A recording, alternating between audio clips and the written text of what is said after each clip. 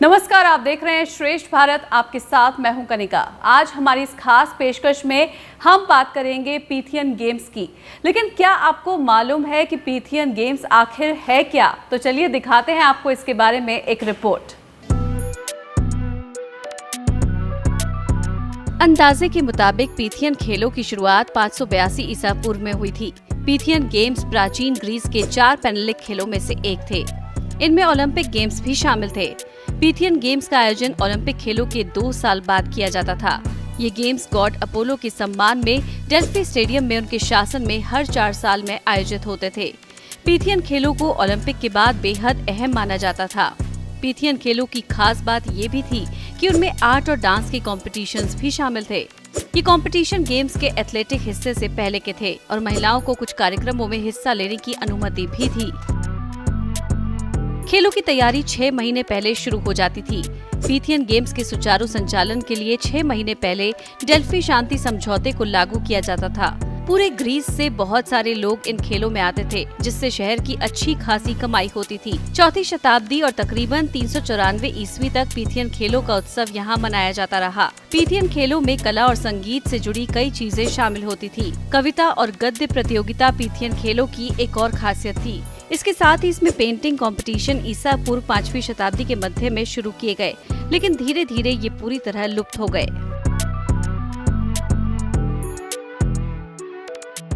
चलिए, अब आपने ये तो जान लिया कि पीथियन गेम्स हैं क्या, लेकिन क्या आप जानते हैं कि भारत में एक बार फिर से पीथियन गेम्स को एक नई पहचान मिली है? जी हाँ, ये नई पहचान दिलाई है मॉडर्न पीथियन गेम्स के फाउंडर और इंटरनेशनल पीथियन काउंसिल के सेक्रेटरी जनरल विजेंद्र गोयल जी ने। तो चलिए उनसे इन खेलों के बारे में और ज्यादा बातचीत करते हैं। विजेंद्र जी, बहुत बहुत स्वागत है आपका श्रेष्ठ भारत के स्टूडियो में। नमस्कार, बहुत बहुत नमस्कार। तो सबसे पहले तो विजेंद्र जी आपसे यही जानना चाहेंगे कि जो मॉडर्न पीथियन गेम्स है उसकी शुरुआत करने का आइडिया आपको कैसे आया? इसमें कनिका जी, मैं एक बात ज़रूर कहूँगा कि आवश्यकता ही आविष्कार की जननी है। मैं इस बात को बार बार कहता हूँ।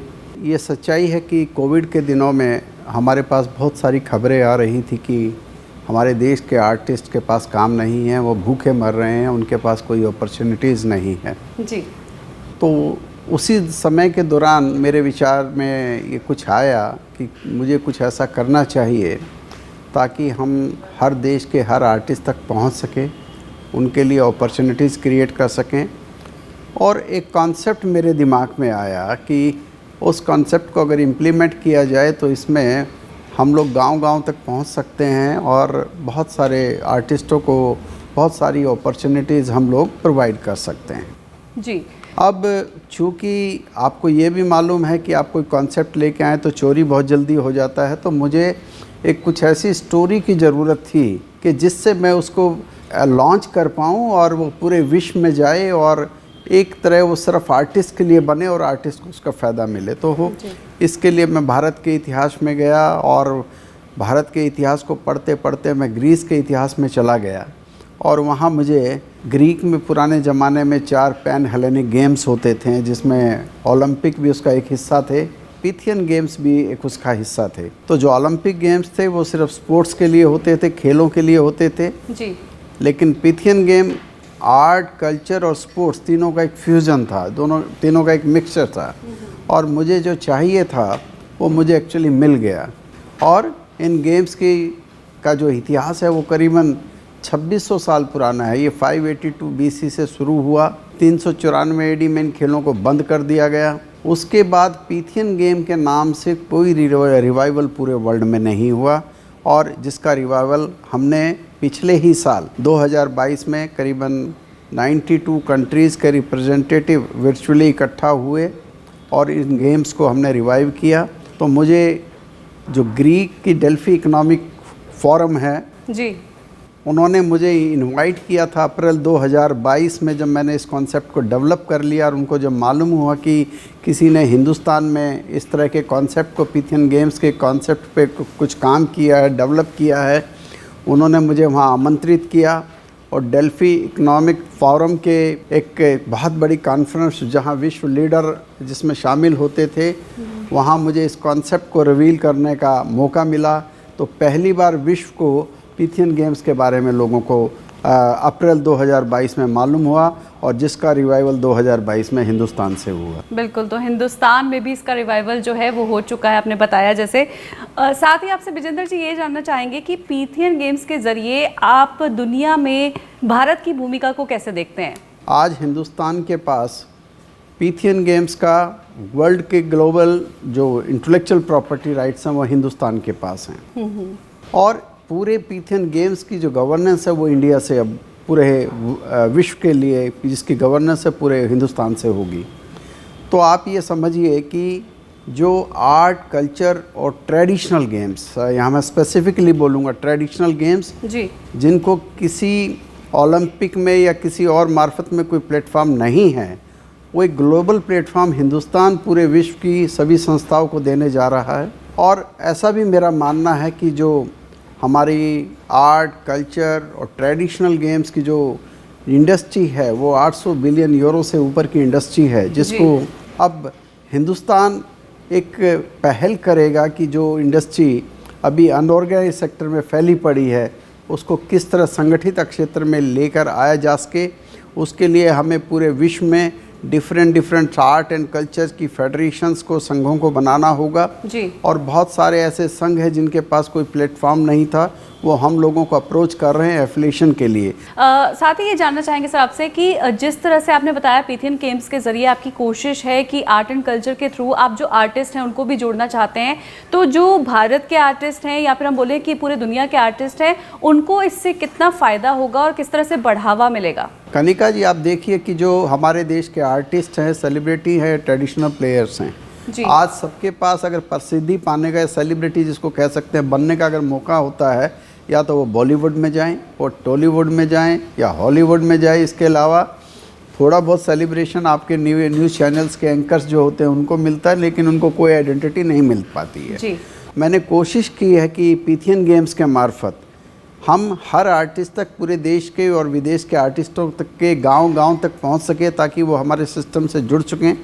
उसके लिए मैंने 2 तरह के प्लेटफॉर्म पूरे वर्ल्ड में इकट्ठा किया है, जिसको हम लोग ऑर्गेनाइज़ कर रहे हैं। एक वर्चुअल प्लेटफॉर्म को तैयार किया है और एक हमने फिज़िकल, ताकि जो लोग आर्टिस्ट जिनकी एक्सेस हमारी सीधी फिजिकल स्ट्रक्चर को नहीं है, वो वर्चुअली हमसे कनेक्ट हों, हमें अपना डाटा भेजें और हमारी जो फिज़िकल ऑर्गेनाइजेशन है उस देश में, उस कंट्री में, उस स्टेट में और ज़िले में, वो उनसे संपर्क साधे और ताकि हम उनके लिए एक ऐसा प्लेटफॉर्म दें जिसका वो अपने आप ही उनको सेलिब्रिटी बनाता चला जाएगा और हमारा टोटल फोकस उन आर्टिस्ट पे रहेगा जो इस सिस्टम के साथ जुड़ेंगे। तो इस सिस्टम से कैसे जुड़ सकते हैं? आपकी जो पोर्टल है उसका नाम क्या है? और साथ ही मैं आपसे एक और सवाल पूछना चाहूँगी कि अभी आपने एक पहला international online poetry and painting competition organise किया है, उसका कैसा रिस्पांस मिला है और कैसे कोई अप्लाई कर सकता है उस पर? आपको कनिका जी, जो हमारी वेबसाइट है वो है www.pythiangames.org। मेंबर बनने का और रजिस्टर करने का एक लिंक है, आप उसमें जाके अपने आप को रजिस्टर कर सकते हैं और जिस कंपटीशन में आप पार्टिसिपेट करना चाहें और अपना डाटा अपलोड करना चाहें वो आप उसमें कर सकते हैं। इसके अलावा जो वर्चुअल प्लेटफॉर्म जो आपने कह रहे हैं कि हमने जो पहला online international painting and poetry competition शुरू किया है जी, ये हमने एक्सपेरिमेंटल बेस पे किया है कि हमारा जो कॉन्सेप्ट था, जो मेरे दिमाग में आया कि मैं कैसे देश और विदेश के आर्टिस्ट तक पहुंच पाऊं हर जगह में, तो हमने इसको करीबन 3 महीने पहले लॉन्च किया था। तो शुरू में हमें 1-1.5 महीने बहुत कम रिस्पांस मिला और मुझे अभी गलतफहमी नहीं है आपको बताने में, पिछले 15 दिन में जितना रिस्पांस पूरे वर्ल्ड से हमें डिफरेंट कंट्रीज से मिल रहा है, लोग मुझे मेल के थ्रू, मेरी वेबसाइट के थ्रू जाके रजिस्टर कर रहे हैं, अपनी पोइट्री को, अपनी पेंटिंग को अपलोड कर रहे हैं, जिसको हमने अभी 30 जून तक और एक्सटेंड कर दिया है। और मुझे लगता है कि जो मेरा कॉन्सेप्ट था, जो मेरा पर्पस था, उसको हम लोग उसको एक प्रैक्टिकल मोड देने जा रहे हैं और इसके बाद हम डिफरेंट आर्ट कैटेगरीज में कंपटीशन पूरा वर्ल्ड वाइड शुरू करेंगे, फिर उनको फिजिकल इवेंट्स में हम कन्वर्ट करेंगे पूरे देशों में। विजेंद्र जी, साथ ही ये जानना चाहूँगी कि ओलंपिक्स के हम देखते हैं कि ओलंपिक जो है वो 5 कॉन्टिनेंट्स को रिप्रेजेंट करता है, लेकिन अगर हम देखें पीथियन गेम्स का जो लोगो है उसमें 8 रिंग्स हैं, तो ये 8 रिंग्स किसको रिप्रेजेंट करते हैं? ओलंपिक गेम के 5 रिंग है, वो 5 कॉन्टिनेंट्स को रिप्रेजेंट करते हैं। लेकिन हम जब ये लोगो डिज़ाइन किया, हमारा कोई मकसद उस कंपैरिजन का नहीं था। हमने पीथियन गेम्स को 8 कैटेगरीज में डिवाइड किया है, जिसमें आप म्यूज़िकल आर्ट्स हमारा पहला आर्ट है, और परफॉर्मिंग आर्ट्स है, विजुअल आर्ट्स है, लैंग्वेज आर्ट्स है, सोशल आर्ट्स है, आर्किटेक्टोनिक्स और इकोलॉजी एक आर्ट्स है, हमारे डिजिटल आर्ट्स हैं, और जितने भी ट्रेडिशनल गेम्स हैं, मार्शल आर्ट्स हैं, एडवेंचर गेम हैं, बीच गेम्स हैं, ई स्पोर्ट्स है, एयर स्पोर्ट्स है जी। ये सब ओलंपिक का हमने स्पोर्ट्स कैटेगरी करके 8 कैटेगरीज बनाई हैं, और हर रिंग हर 8 कैटेगरी को रिप्रेजेंट करता है। और आप दूसरी भाषा में ये भी कह सकते हैं कि ये जो बीच में सन है और ये 8 रिंग उसकी तरफ रोटेट करते हैं, तो इसने एक नवग्रह का रूप भी ले लिया है। और जब नवग्रह होता है तो इसकी कोई सीमा नहीं होती है, 9 प्लैनेट्स जिसको हम लोग अपने नवग्रह बोलते हैं, और ऐसे ही 8 की भी कोई सीमा नहीं होती है। तो इसका स्काई इज़ द लिमिट। और इसमें हमने एक और भी चीज़ का हमने जो खासकर पीथियन गेम्स में लागू किया है, क्योंकि आर्ट की कोई सीमा नहीं है, स्पोर्ट्स में कोई सीमा हो सकती है जी। उसको तो हमने इसकी जो गवर्नेंस है वो लोगों के हाथ में दी है, क्योंकि कोई भी आर्टिस्ट है जो अपने फ़न का माहिर है, जिसका कोई मुकाबला नहीं है, वो अपने फ़न का माहिर है, वो अपनी आर्ट की एसोसिएशन बनाए और उसकी गवर्नेंस अपने पास रखे। वो पीथियन गेम्स के बैनर के थ्रू अपने पूरे वर्ल्ड में उस आर्ट को फैला सकता है। तो हमने गवर्नेंस पीथियन गेम्स के थ्रू लोगों को दी है, हमने उसको सेल्फ सेंटर्ड नहीं किया है। तो ऐसे में विजेंद्र जी, भारत सरकार का क्या रुख दिख रहा है आपको? देखिए, इसमें भारत सरकार मुझे लग रहा है बहुत एक्टिव तरीके से रोल प्ले कर रही है। प्रधानमंत्री नरेंद्र मोदी जी का जो रुख है मैं उसको बहुत अप्रिशिएट करता हूँ। मेरे को जहाँ तक मालूम है कि प्रधानमंत्री कार्यालय ने इसके संबंध में स्पोर्ट्स मिनिस्ट्री से और कल्चर मिनिस्ट्री से रिपोर्ट मांगी थी पीथियन गेम्स के बारे में जी। और मुझे मालूम है कि कल्चरल मिनिस्ट्री में शायद रिकमेंड हो के ये केस ऑलरेडी पीएमओ में चला गया है। बिल्कुल सर, चलते चलते आपसे एक सवाल और ज़रूर पूछेंगे कि मॉडर्न पीथियन गेम्स को अगर लोग देखेंगे तो किस तरह के मिशन और विजन के साथ मॉडर्न पीथियन गेम्स आगे बढ़ रहा है? देखिए, इसका जो मेरा मकसद है कि आज हमारा जो आर्टिस्ट है, अगर आप क्लासिकल डांस की बात करें, आप किसी और क्लासिकल म्यूज़िक की बात करें, तो सच्चाई है कनिका जी कोई प्रोग्राम आर्टिस्ट करते हैं, पैसा फाइनेंसर उनका नहीं होता, वो प्रोग्राम नहीं कर पाते। और हमारे आर्टिस्ट बहुत स्ट्रगल करते हैं। आपके जर्नलिज्म में भी आप चले जाएं तो आपको बहुत स्ट्रगल करना पड़ता है, कुछ एस्टेब्लिश को छोड़ दे तो इन लोगों के लिए कैसे एक प्लेटफॉर्म तैयार किया जाए ताकि इन इवेंट्स को कैसे कमर्शलाइज किया जा सके और उसमें कैसे पैसा आ सके और वो पैसा कैसे डायरेक्ट आर्टिस्ट को जा सके। जैसे मैं बहुत एक छोटा सा एग्जांपल आपको दूंगा। हमारे बहुत से राइटर हैं जो बुक्स लिखते हैं। अब मान लिया किसी ने हिंदी में बुक्स लिखी तो वो हमारी बुक्स को हिंदुस्तान में ही बेच के संतुष्ट हो जाता है, कुछ बिकती है कुछ नहीं बिकती है, बिल्कुल उसको रॉयल्टी मिलती है। तो हमने एक चैनल क्रिएट किया है कि ऐसे राइटर्स जो हमारे को संपर्क करेंगे उनकी बुक्स को हम इंटरनेशनल लेवल पे टाई अप करेंगे, उनकी बुक्स को डिफरेंट वहाँ की देशों की भाषाओं में उसको ट्रांसलेट करा के पूरे वर्ल्ड में बेचेंगे और उसकी रॉयल्टी पूरा उसको मिले। ऐसा ही अगर आप बात करें क्लासिकल डांसर की और सिंगर की बात, अगर इंडिया में आप इंडियन क्लासिकल डांसर को देखेंगे तो शायद लोगों का इंटरेस्ट हो या ना हो, अप्रिशिएट तो सब आदमी करते हैं। अगर इन्हीं क्लासिकल डांसर और सिंगर्स को आप विदेश में ले जाओ तो वो डॉलर में कमा के लाएंगे और वहाँ के सिंगर्स को इंडिया में आप लेके आ जाएं तो वो अच्छा पैसा कमाएंगे।